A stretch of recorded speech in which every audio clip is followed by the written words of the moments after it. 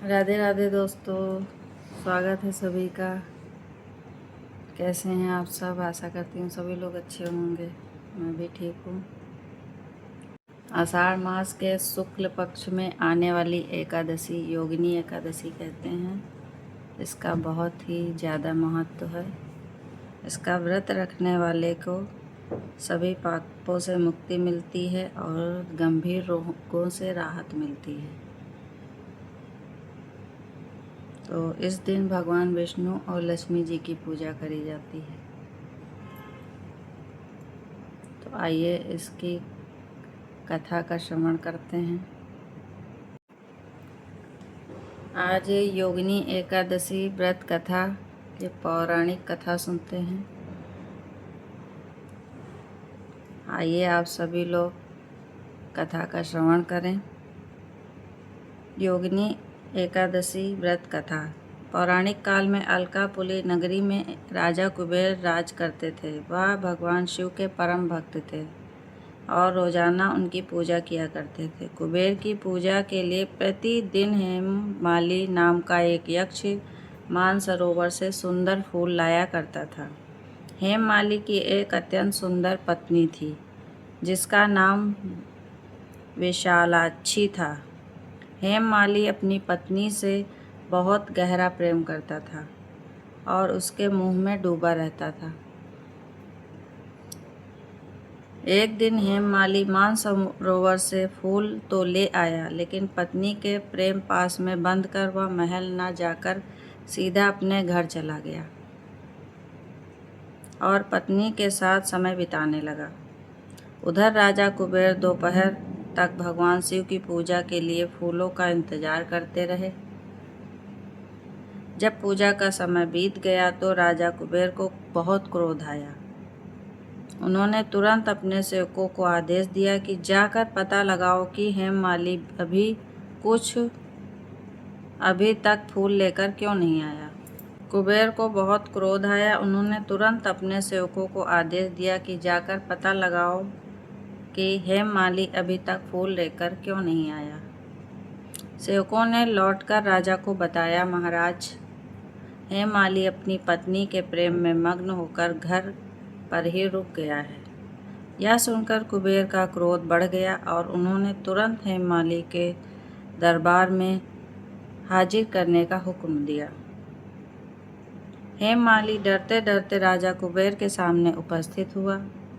उसे देखते ही कुबेर ने गुस्से में कहा, अरे पापी, तूने अपनी काम वासना के कारण मेरे आराध्य देव भगवान शिव का अनादर किया है।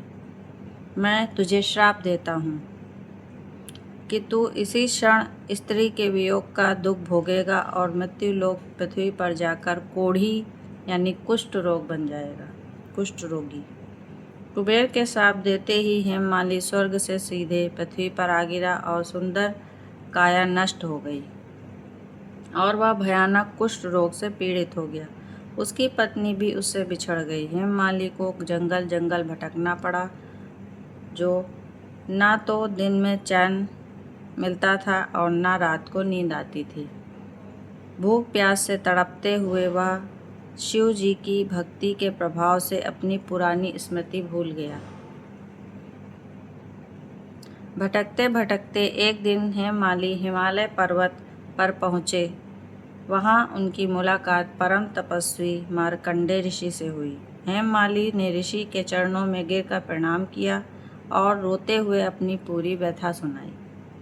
मार्कंडेय ऋषि ने दया भाव से कहा,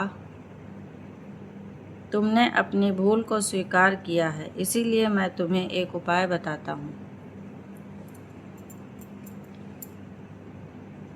आषाढ़ मास में कृष्ण पक्ष में योगिनी एकादशी आती है। तुम पूरी श्रद्धा और विधि विधान के साथ इस एकादशी का व्रत करना। इसके प्रभाव से तुम्हारे सारे पाप नष्ट हो जाएंगे। तो हेममाली ने ऋषि मार्कंडेय के कहे अनुसार पूरी निष्ठा से इस योगिनी एकादशी का व्रत किया और भगवान विष्णु की पूजा की। इस व्रत के प्रभाव से उसका कुष्ठ रोग पूरी तरह से ठीक हो गया और उसे उसका पुराना दिव्य रूप वापस मिल गया और उसे अपनी पत्नी विशालाक्षी के साथ पुनः अलकापुरी लौट आया और सुखपूर्वक रहने लगा। उसे समस्त पापों से मुक्ति मिल गई। तो भगवान श्री कृष्ण ने स्वयं धर्मराज युधिष्ठिर को यह कथा सुनाई थी। मानता है कि जो भी मनुष्य योगिनी एकादशी का व्रत करता है उसे 88,000 ब्राह्मणों को भोजन कराने के बराबर पुण्य फल की प्राप्ति होती है। राधे राधे। मान्यता है कि जो भी भक्त पूरी निष्ठा से योगिनी व्रत कथा का श्रवण करता है और उस व्रत का पूजन करता है तो उसके समस्त पापों से मुक्ति मिल जाती है और उसे समस्त रोगों से भी मुक्ति मिल जाती है। तो इस व्रत में चावल पूरी तरह वर्जित होता है और फलाहार करना चाहिए।